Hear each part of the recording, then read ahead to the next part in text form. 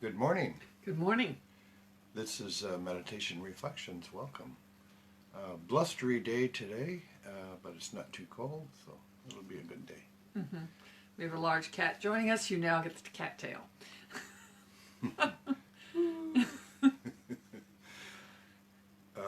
Hop up and go to your place. If you move your glasses, you might. Okay, go on. Okay, go there on. we go. Up there.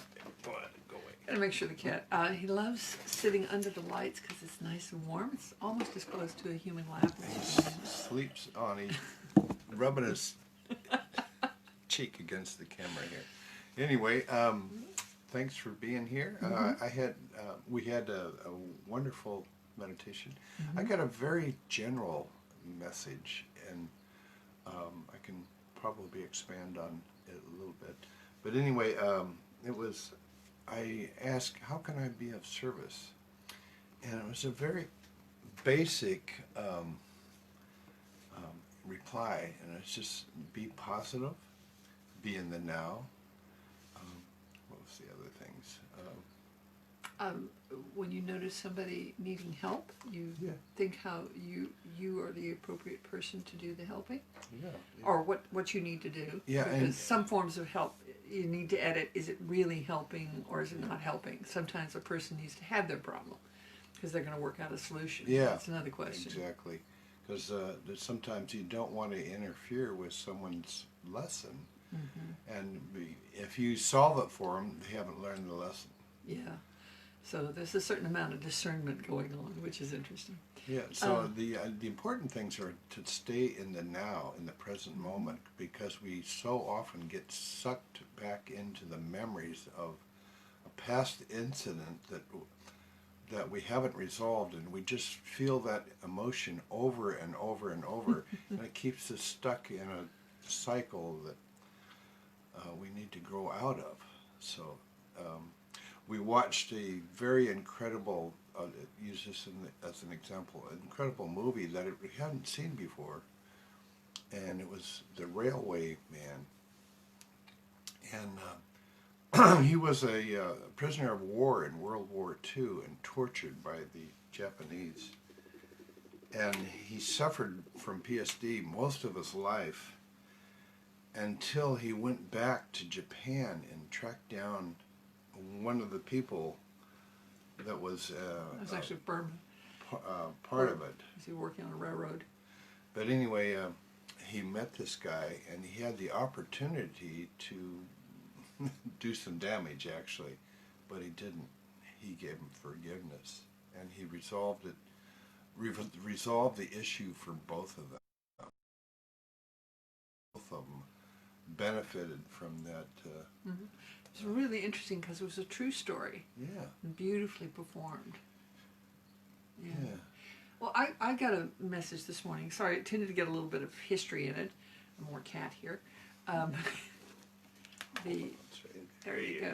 Come on, look up. Okay, there you go. Large cat.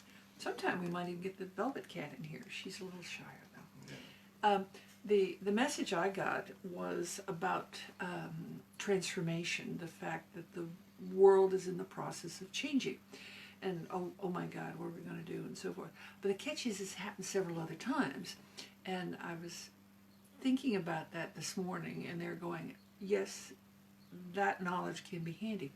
For example, okay, once upon a time, most of the world that we would think of, most of Central Europe, was governed by what was called the Roman Empire. And the Roman Empire was going from being a republic, keep in mind it's a city council ruling the world, to becoming an empire. And you have the first, Augustus Caesar and Tiberius Caesar and so forth. You have the Caesars in place. Inside of empire when Christ was born. But one of the details, it's a pagan empire. As Christianity spread, which was approximately 100 years, they suddenly realized the entire population of the empire had primarily become Christian. And by 312, Constantine the Great succeeded in winning a battle because he fought under the Christian cross. And he said he'd received a vision that in this sign he would win. And of course, since his army was primarily Christian, they won. But that wasn't the interesting bit to me. I mean, it's a nice bit of history. Once the Christians became conscious of the fact that they were going to live in a new Christian-inspired world, they decided that everything in the culture had to change. And it's true. In the Middle Ages, all the clothing changes. The clothing's changed to fitted clothing. The diet changes. What the Romans eat, which tended to be a little spicy with a lot of fish sauce, changed to a diet which had each of the major tastes as part of every single meal. And that was a Christian form of thing.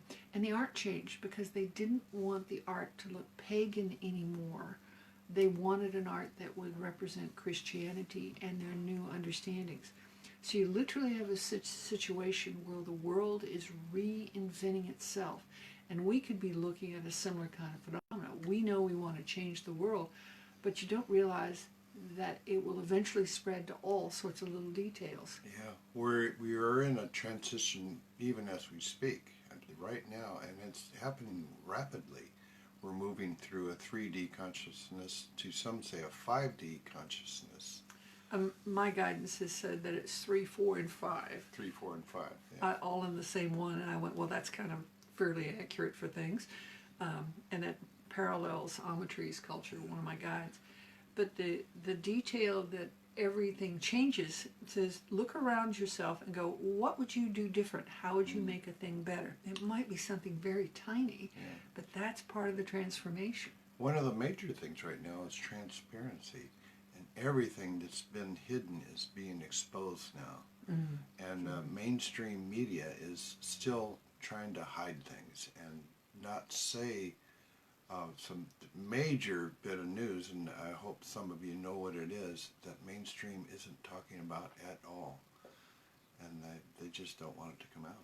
It's a very interesting one, why the structure of media control is in place is going to be an interesting piece of information in its own right. Yeah. And that may be the kind of thing where we will never want that possibility to ever occur again. We will now do this so that can't occur. Even the Constitution of the United States was looking at all the problems that England was having with voters' rights, rights of individuals. You have to remember most of the founding fathers, if they held slaves, they thought it was a bad idea, we should get rid of them, and Jefferson even proposed banishing slavery inside the United States and just got overruled by a larger number of people. But those ideas about, okay, let's make it a better world, what does that mean? There's a point in time, just because you might not be aware of it, where there was a knife, and you can actually see the moment when the fork makes it into Italian culture. We're not quite sure where it came from. There are some ideas. And then it spreads across Europe because that made eating nicer and easier. So one of your cook's books is called Forks Over Knives. True, which is a kind of interesting. They might not know they're making a historic reference. Forks showed up sometime in the 12th century, and they spread across Europe to the 15th century, but 15th century was the hot item. So these changes can be, well, I'm going to take up gardening, or I'm going to think about how I'm going to manage my cats better, or your dogs better, make their lives better. Make your own life better. What is that going to mean? So it's positive, and it's also your choice and your actions to do this. So we're revamping everything, as one should do from time to time, but this is a serious level, so all contributions towards changing the world will be greatly appreciated. Thank you very much. True, because you're about to have to do it. Yeah. Well, right. I don't have anything much more. No, that's it. Okay. Have a wonderful day, and thanks for being here. Thanks for watching, and we'll see you next time. See you next time. Blessings upon you. Blessings.